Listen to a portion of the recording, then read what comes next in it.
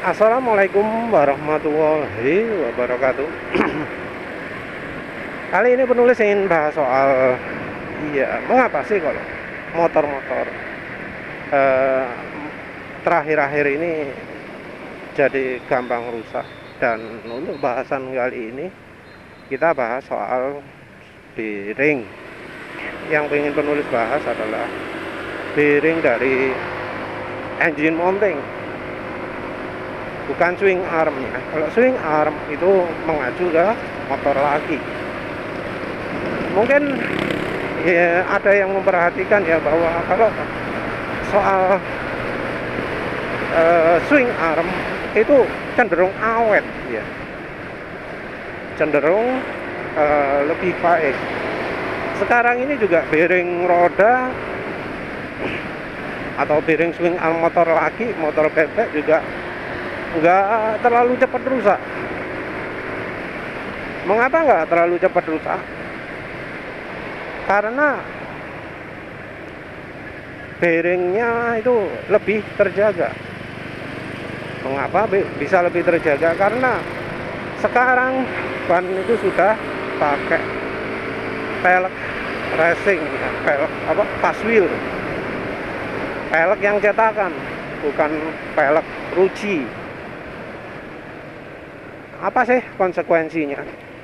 Ya selain dari velg awal-awal Yamaha Mio yang gampang mengulet, gampang leo, velg-velg aluminium, velg-velg cetakan itu betul-betul kokoh ya, sulit berubah bentuk. Yang bisa itu pecah. Memang ada sih yang lewat, tapi itu pengecualian ya, sering. Kebanyakan velg aluminium, velg cetak itu center banget. Jadi nggak ada getaran atau ketidakseimbangan atau vibrasi yang sumbernya dari ban. Oleh karena itu umur bearing, umur komster, termasuk umur swing arm jadi lebih awet. Beda dari ketika dulu ya, ketika velg itu masih pakai ruji. Nulis pernah dengar dari tukang setel velg ya, ketika zaman setel velg itu 10.000, untuk nyetel velg di di MPI, di distributor Honda di sini loh, Merpati, bola wis. MPI, ingat penulis, bola kalau salah, yang pusatnya di Gedangan Sidoarjo ya, ini daerah Sidoarjo. Nah, itu kalau nggak salah tarifnya antara 500 sampai 1000. Yang 1000 merek ya, mungkin negonya ya. Pokoknya antara 500 dan 1000. Sementara ongkos setel velg saat itu adalah 10.000 sampai 15, ya 10 sampai 15.000. Jadi yang murah 10.000, yang agak mahalan 15.000. Jadi ya karena modelnya borongan seperti itu ya, kerjanya nggak bisa dibilang top ya. Ya dulu sering ada sepeda motor yang velgnya nggak center lah. Tukang style velg banyak karena memang saat itu velg sering jadi masalah juga, nggak center itu. Kalau sekarang tukang velg itu biasanya untuk melayani orang yang custom ya, motor custom yang bikin velg ruji, atau kalau yang velgnya bengkok kena batu atau apalah. Tapi biasanya yang bisa nyetel velg racing itu jarang. Dia harus punya las juga karena velgnya harus dipanasi dulu, karena kalau nggak dipanasi bisa pecah. Manasinya juga butuh skill tertentu, karena kalau terlalu panas juga bisa merusak kekuatan dari aluminiumnya juga ya. Tapi kalau sekarang motor laki itu atau motor bebek itu swing arm itu betul-betul awet ya, sampai ratusan ribu kilometer kalau nggak salah ya.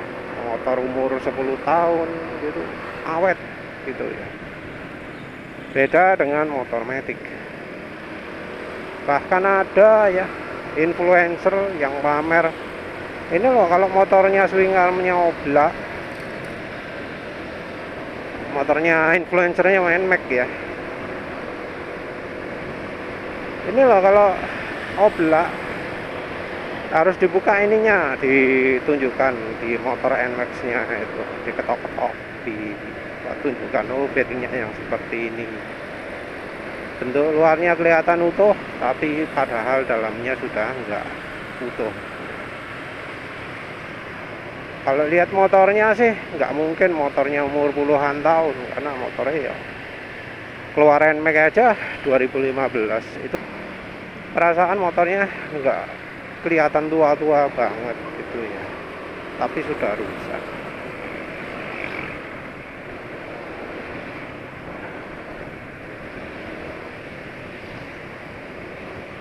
Nah, mengapa kok bisa rusak seperti itu?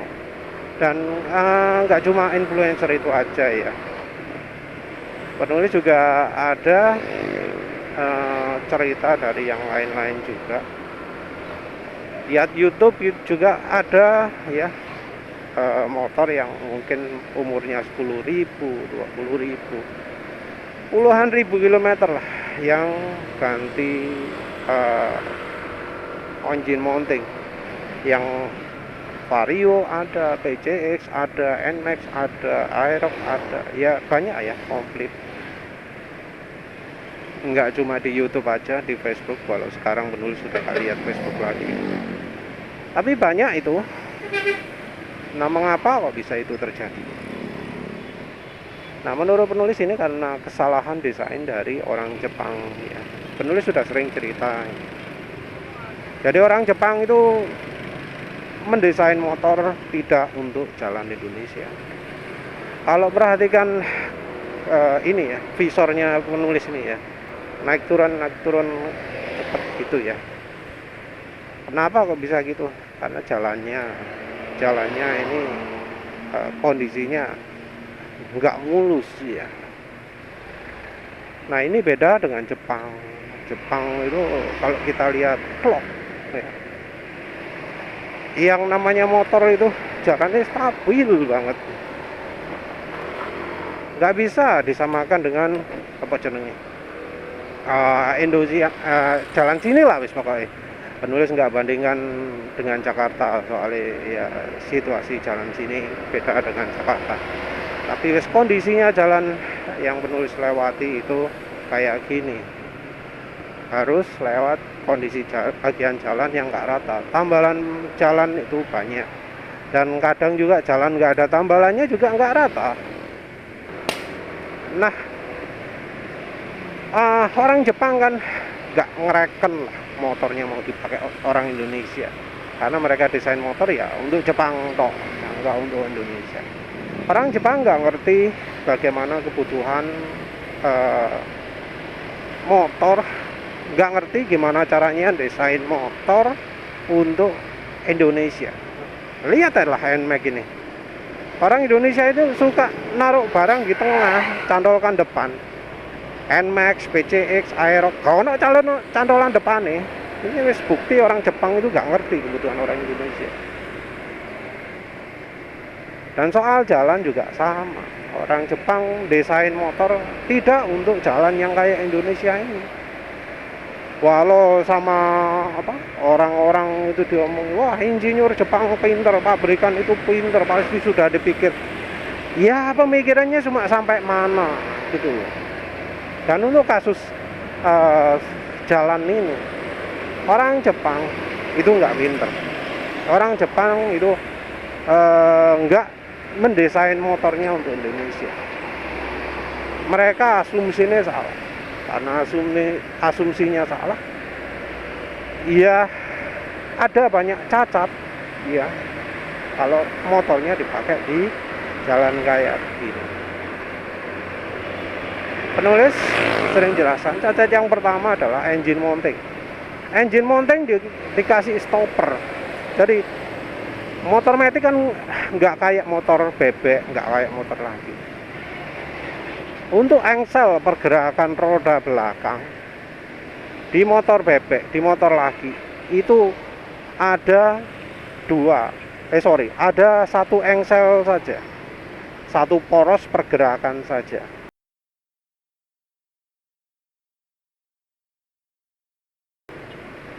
Jadi ada apa jenenge, pergerakan naik turun ya, itu pusatnya cuma satu ya. Kalau kita lihat dari sisi ya, dari satu sisi ya, bearingnya ada dua, tapi penulis anggap itu cuma satu poros perputaran swing armnya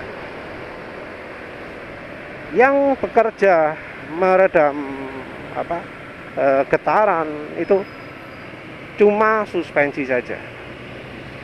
Di motor matic ada dua.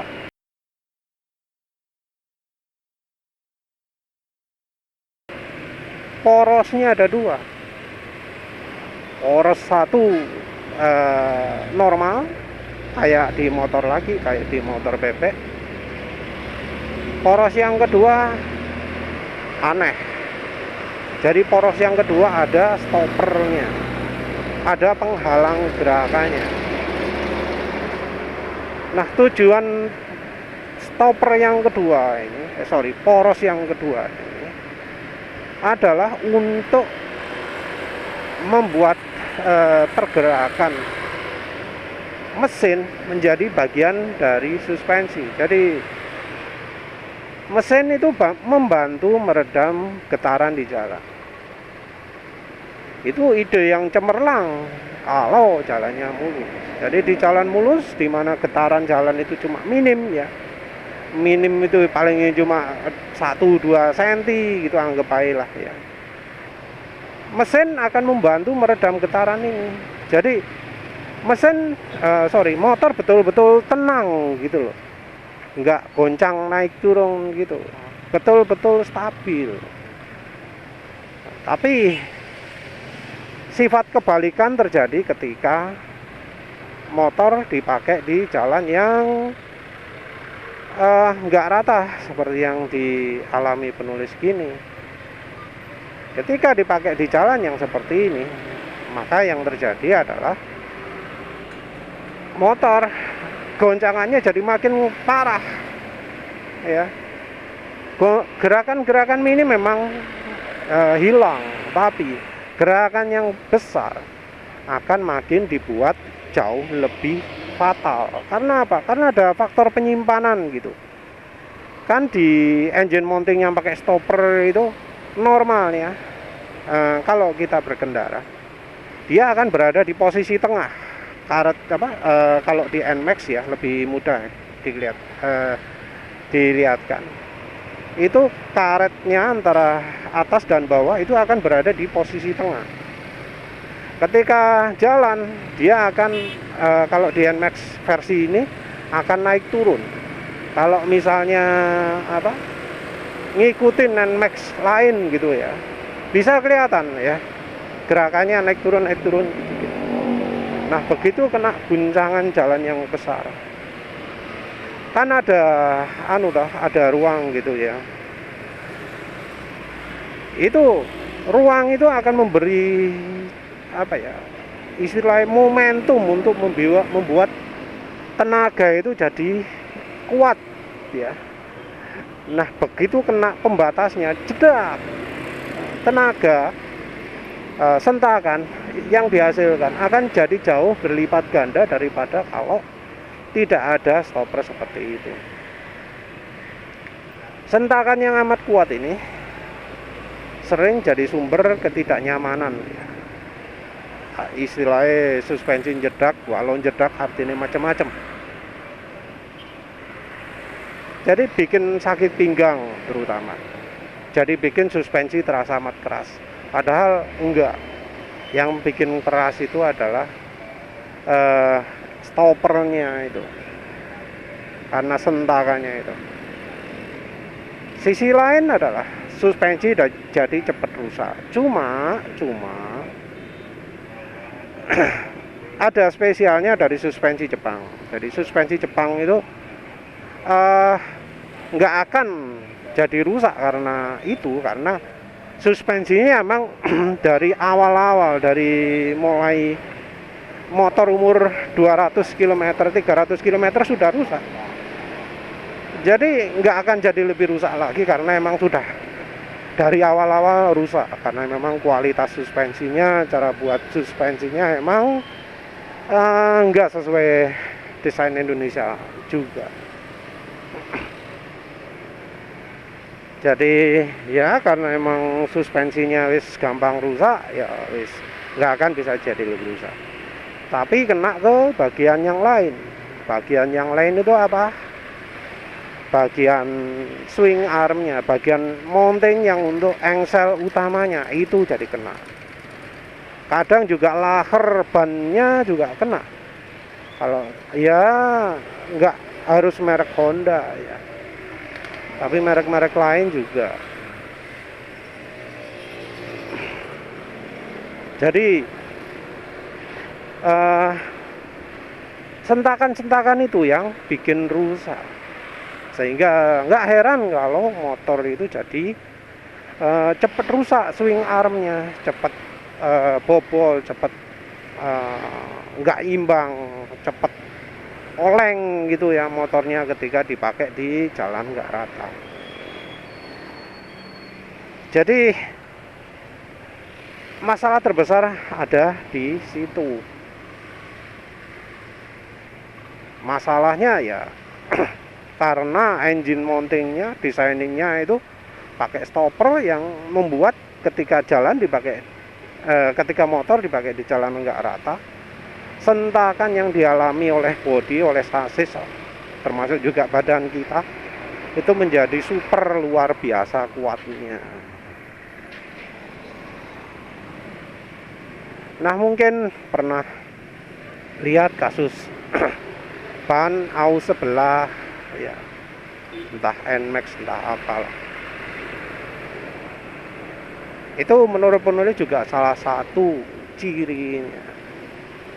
Ciri lain ya kayak yang dialami influencer pemilik NMAX modif itu, karena sentakan dari end stoppernya itu tidak dibenahi, ya jadinya dia sampai harus membenahi hal itu. Yang jelas kalau NMAX itu ada, PCX itu ada, Vario ada, Honda Beat ada, Mio ada, Vino ya sama saja lah.